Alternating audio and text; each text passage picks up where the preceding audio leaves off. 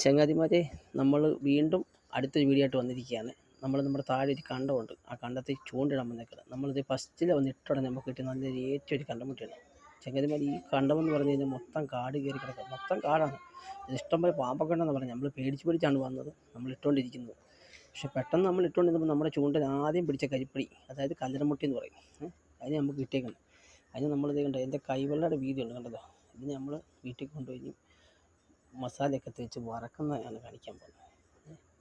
ഇതാണ് കുളം, ഉണ്ടോ? ഈ കുളത്തിൽ നിന്നാണ് നമ്മൾ പിടിച്ചത്. ഇതിൻ്റെ അപ്പുറത്തെല്ലാം കാടാണ്. നമ്മളിത് വീട്ടിൽ കൊണ്ടുവന്ന് അത് വറുത്ത് ആദ്യം എണ്ണയ്ക്കകത്തിട്ടൊന്ന് വറുത്തിട്ട് നമ്മൾ ഇതിൻ്റെ അകത്ത് മസാലയൊക്കെ തേച്ച് വെക്കുകയാണ് ഗൈസ്. ഉണ്ടോ? വെളുത്തുള്ളി, ഇഞ്ചി എല്ലാം കൂടെ ചതച്ച് മസാല എല്ലാം കൂടെ തേച്ച് വെച്ച് വാഴയില എണ്ണയൊക്കെ ഒഴിച്ച് വെച്ചേക്കാണ്. ഇനി നമ്മളിത് കെട്ടി ദോശക്കല്ലിലിട്ട് വെച്ച് ചൂടാക്കുന്നതാണ്.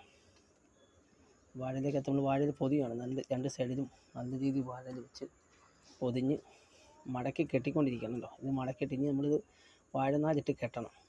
റബ്ബറൊക്കെ ഇട്ട് കഴിഞ്ഞാൽ ദോശക്കല്ല് വെച്ച് ചൂടാകുമ്പോൾ പൊട്ടിപ്പോകും കേസ്. അതുകൊണ്ട് വാഴനാര് തന്നെ വേണം. അതുകൊണ്ട് നമ്മൾ വാഴനാര് തപ്പി പോയിട്ടുണ്ട്, ആൾക്കാർ എടുക്കാൻ പോയിട്ടുണ്ട്. ഇപ്പം നമ്മൾ തൽക്കാലം ഒരു ഇലയുടെ ഇത് തന്നെ നൂലിട്ട് തന്നെ ഒന്നൊരു കെട്ടാം. ആ നൂലിട്ട് തൽക്കാലത്തേക്ക് നമുക്ക് കെട്ടി കാണിക്കാം, നിങ്ങളെ കാണിക്കാൻ വേണ്ടിയാണ് ഇത്. ഞാൻ പിന്നെ വാഴനാരിട്ട് കെട്ടുന്നുണ്ട്. ഇപ്പോൾ തൽക്കാലത്തേക്ക് ഇങ്ങനെ കെട്ടുകയാണ്. അത് കഴിഞ്ഞിട്ട് നമ്മൾ വാഴനാരിട്ട് കെട്ടി, കണ്ടോ. ഇനി നമ്മളിത് ദോശക്കല്ലെല്ലാം വെച്ചെടുത്താണ് ഇനി തിന്നാം.